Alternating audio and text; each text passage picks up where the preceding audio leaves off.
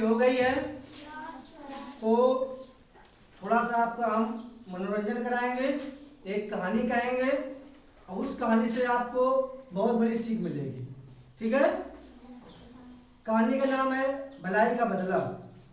बहुत पुराने समय की बात है। उस समय आदमी भी जानवरों की तरह खरीदे और बेचे जाते थे। उन्हें गुलाम बनाया जाता था और उन्हीं से घर के सारे काम करवाए जाते थे। अगर वे काम नहीं करते थे, भागने की कोशिश करते थे, तो उन्हें पकड़कर कोड़ों से पीटा जाता था। ऐसे ही रोम में एंड्रोक्लिस नामक एक ऐसा ही गुलाम था। उसका मालिक उस पर बहुत जुल्म करता था। मालिक उससे बहुत बड़ा काम लेता था। अगर एंड्रोक्लिस काम नहीं करता था तो मालिक उसे कोड़ों से पीटता था और बीमार होने के बाद भी उसे छुट्टी नहीं देता था। इतना जुल्म उसके ऊपर करता था सब। मालिक की जुल्म से एंड्रोक्लिस तंग आ गया था। उसने वहां से भाग जाने की सोच ली। एक दिन उसका मालिक बाहर गया हुआ था। एंड्रोक्लिस को मौका मिला और वह भाग निकला। पकड़े जाने से बचने के लिए वह जंगल में चला गया। वहां उसे देखने वाला कोई नहीं था। तब वह बहुत खुश था। भूख लगने पर पेड़ों से फल तोड़कर खा लिया। प्यास लगी तो नदी से पानी पी लिया। फिर वह पेड़ की छाया में लेटकर आराम करने लगा। अब वो अपने मालिक के घर से भाग गया। क्यों? क्योंकि मालिक उस पर जुल्म बहुत करता था। तो गया और जाने के बाद एक पेड़ पर अपना रहने का आसन बना लिया। जब भूख लगती थी तो फल खा लेता था। जब प्यास लगती थी तो नदी से पानी पी लेता था और उसी पेड़ पर वो रहता था। ठीक है, समझ रहे हैं ना? बोलो। एंड्रोक्लिस थका हुआ तो था ही। थोड़ी देर ही में उसे नींद आ गई। उसकी नींद तब टूटी जब उसके कानों में शेर की दहाड़ पड़ी। अब वहां पर शेर आ गया। जब वो दहाड़ा शेर तो उसकी नींद खुल गई। डर के कारण वह उछलकर खड़ा हो गया। उसने देखा एक शेर उसके पास बैठा हुआ है। घबराकर वह कांपने लगा, लेकिन शेर उसके इतना पास था कि वह भाग भी नहीं सकता था। अब जैसे ये एंड्रोक्लिस है और ये शेर खड़ा है। अब वो एंड्रोक्लिस नामक व्यक्ति वहां से भाग भी नहीं सकता है और शेर वहीं पर खड़ा है। समझ रहे हैं ना? शेर बार बार अपना पंजा ऊपर उठा रहा था। एंड्रोक्लिस ने देखा कि उसके पंजे में एक बड़ा कांटा चुभा हुआ था। अब शेर जब वहीं पे था ना तो अपना जो पैर था तो पंजा ऐसे उठा दिया करता था। क्यों? उसके पंजे में, पैर में एक कांटा चुभा था।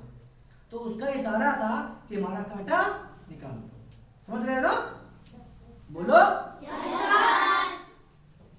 शांत बैठे रहते हो वैसे ही। एंड्रोक्लिस समझ गया कि शेर अपने पंजे से कांटा निकलवाना चाहता है। वह हिम्मत करके शेर के पास गया और उसके पंजे से कांटा निकाल दिया। शेर को बड़ा चैन मिला। वह एंड्रोक्लिस के पास ही बैठ गया और उसका हाथ चाटने लगा। थोड़ी देर के बाद शेर वहां से चला गया। अब आप ही के पैर में कोई घाव लगाओ और डॉक्टर बढ़िया से मलहम पट्टी करके अच्छा कर दे तो आप उसको मानोगे ना कि नहीं मानोगे? ऐसे ही जैसे ही शेर के पैर से कांटा निकाल दिया तैसे ही शेर एंड्रोक्लिस को चाटने लगा, उसको मारने लगा और थोड़ी देर बाद वहां से वो चला गया। समझ रहे हो ना? Yes sir. एंड्रोक्लिस जंगल में ही छिपा रहा। वह दिन भर इधर उधर घूमता। भूख लगने पर पेड़ों से फल तोड़कर खा लेता और रात को वह एक गुफा में सो जाता। इस तरह उसके दिन आराम से कट रहे थे। एक दिन राजा के सिपाहियों ने एंड्रोक्लिस को देख लिया। वे उसे पकड़कर राजा के पास ले गए। राजा ने फैसला सुनाया इसने अपने मालिक को धोखा देकर बहुत बड़ा अपराध किया है।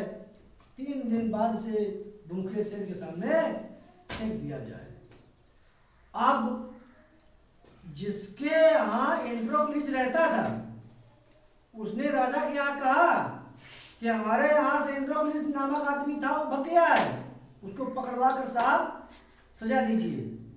तो राजा के सिपाही थे, उसको एंड्रोक्लिस को पकड़ करके राजा के दरबार में ले आए और राजा ने कहा कि 3 दिन बाद इसको हम सजा देते हैं कि 3 दिन बाद भूखे शेर के सामने इसको फेंक दिया जाए ताकि शेर इसको खा जाए।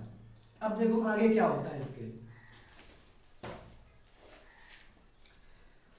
सारे नगर में ये खबर फैल गई कि एक गुलाम को भूखे शेर के सामने फेंका जाएगा। उस दिन नगर की जनता तमाशा देखने के लिए निकल पड़ी।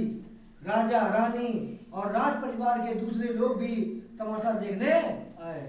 तुम लोग भी जब किसी के यहाँ झगड़ा होता है गली मोहल्ले में तो सब निकलने से लोग देखने आते हो नहीं आते हो? Yes sir. तो ऐसे ही जब ये मालूम चल लोगों को कि एंड्रोक्लिस को भूखे शेर के सामने फेंका जाएगा तो लोग वहां एकदम तमाशा देखने के लिए इकट्ठा हो गए। अब देखो क्या होता है आगे।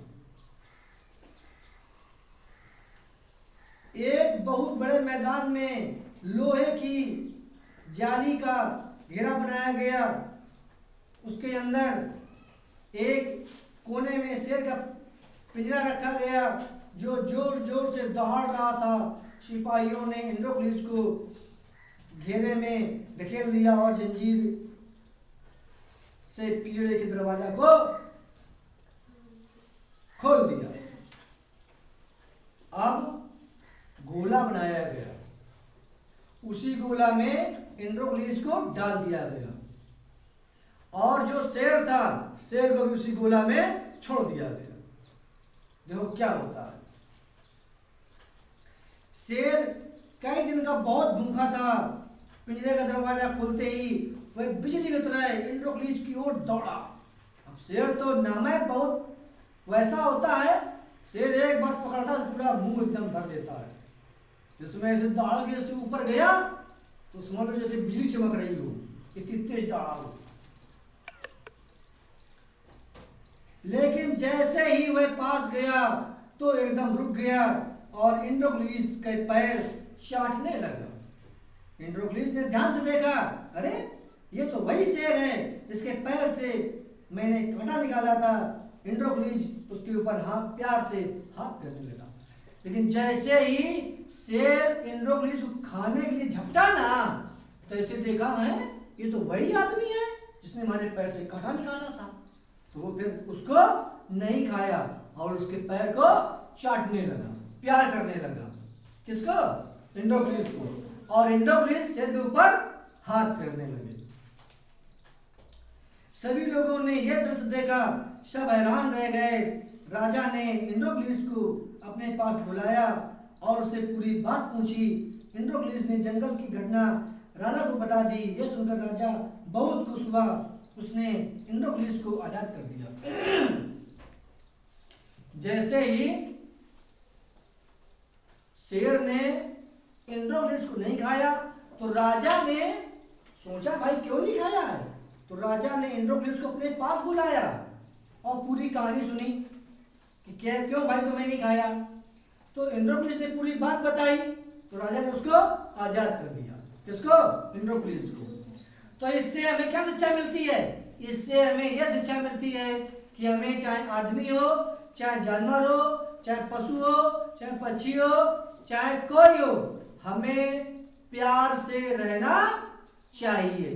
प्यार के सभी लोग भूखे हैं। एक बार दुश्मन के से भी प्यार से बात करोगे ना तो भी आपकी बात को सुनेगा। सब लोग करेंगे ना आज के बाद? चलिए ठीक है।